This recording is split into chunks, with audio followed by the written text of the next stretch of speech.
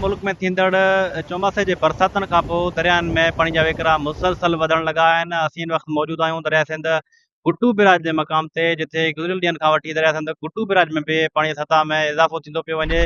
मां खे ॿुधाईंदो रहां त काल्ह दरिया सिंध कुटू बिराज वटि जेके पाणी जा वेकिरा हुया उहे 1,72,000 क्यूसेक रिकॉर्ड किया विया। जेको आहे सो कुटू बिराज वटि पाणी जो जेको मथां वेकिरो आहे उहो 2,17,000 क्यूसेक रिकॉर्ड कयो वियो आहे। जॾहिं जेको पाणी जो हेठां वेकिरो आहे उहो 1,82,000 क्यूसेक रिकॉर्ड कयो वियो आहे। मां खे इहो ॿुधाईंदो हलां त गुज़िरियल 24 कलाकनि दौरान दरिया सिंध कुटू बिराज वटि 45,000 क्यूसेक पाणीअ जी सतह में वाध थी आहे। मां खे इहो ॿुधाईंदो हलां त दरिया सिंध कुटू बिराज सां गॾोगॾु तौसा बिराज वटि जेको आहे सो हिन वक़्तु जेको पाणी जो वेकिरो हले थो पियो उहो 3,17,000 क्यूसेक आहे, जिथे तौसा बिराज वटि नंढे दर्जे जी बोर्ड डिक्लेयर थियल आहे। दरिया सिंध कुटू बिराज में पाणीअ जी सतह में इज़ाफ़ो थियण बैदि जेको बंधनि जो कमु आहे हर साल जीअं इंसार बि न थी सघियो आहे, उन सबबि बंधनि ते बि पाणी जो दबाव वधणु लॻो आहे। ऐं मां खे इहो ॿुधाईंदो हलां दरिया सिंध कुटू बिराज में जॾहिं ॿोॾि वारी सूरत हाल पैदा थी वेंदी आहे त उन दौरान कचे में जेके राधल मुख़्तलिफ़ फ़सलूं आहिनि उहे पिणु मुतासिर थींदा आहिनि। ऐं कचे जा जेके माण्हू आहिनि उहे पंहिंजी मदद पाण ते रॾ पिराण कंदे उहे बि जेके आहिनि सो तंग थींदा आहिनि।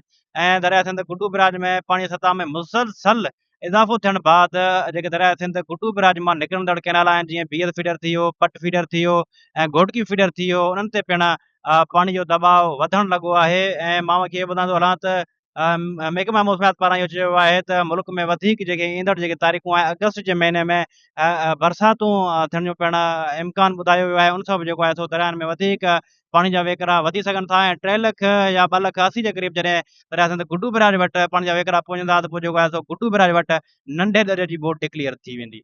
जी।